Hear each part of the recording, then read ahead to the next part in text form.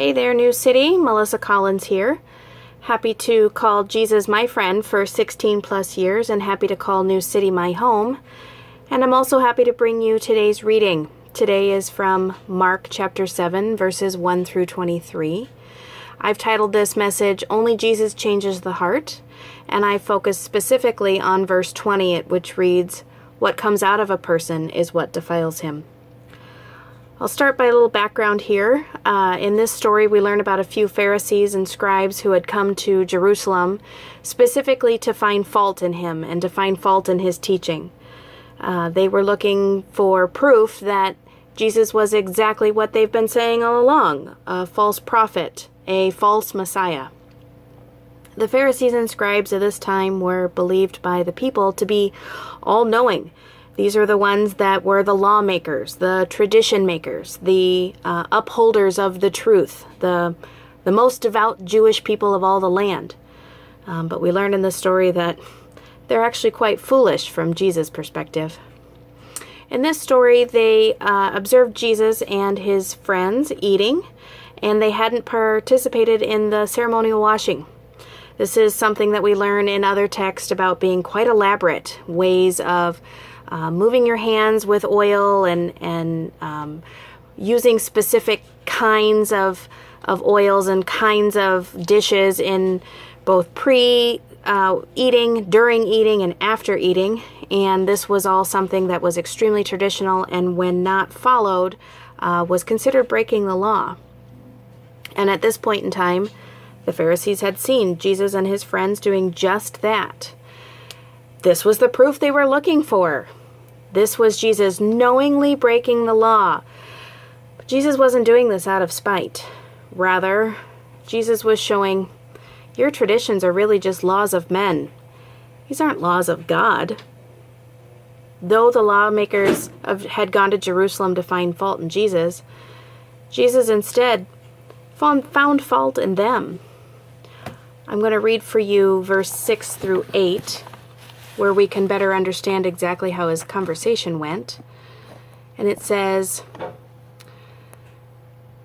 This people honors me with their lips, but their hearts are far from me.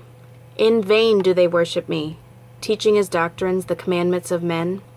You leave the commandment of God and hold to the tradition of men only. And he said to them, You have a fine way of rejecting the commandment of God in order to establish your tradition.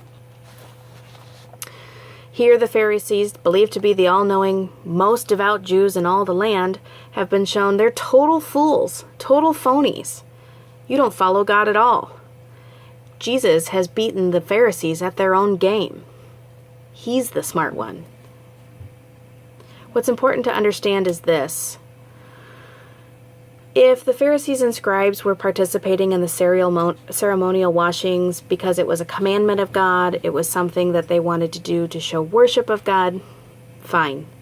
But rather, the Pharisees were doing this in order to feel proud, in order to hold themselves religiously above everybody else because they knew the doctrine.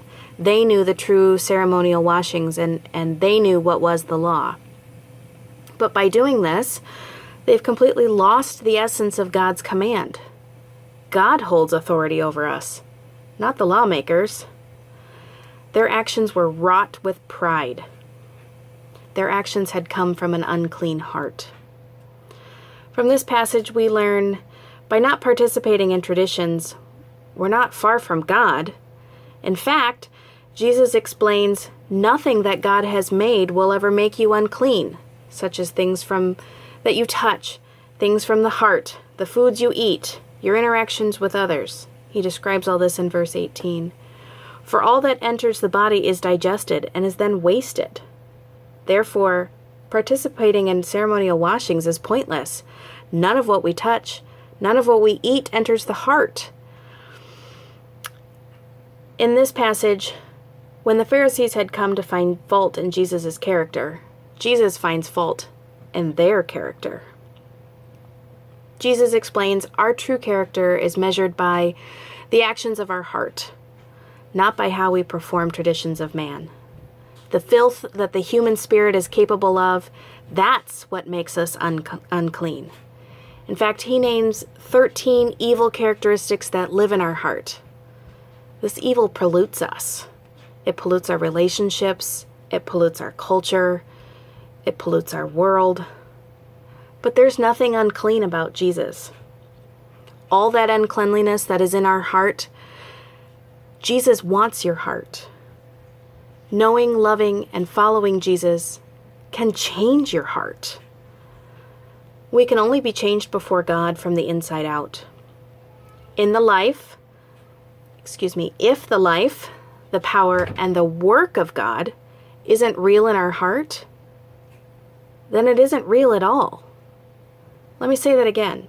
If the life and the power and the work of God isn't alive in our heart, then it isn't real at all. We can choose what is in our heart. We can choose to let Jesus in. We can choose to get that evil out. We can choose to know, love, and follow Jesus. Jesus can change the heart. Is your heart filthy? Has Jesus changed your heart? Is your love for him real? Those are the true questions. Those are the true teachings of Jesus. Thank you.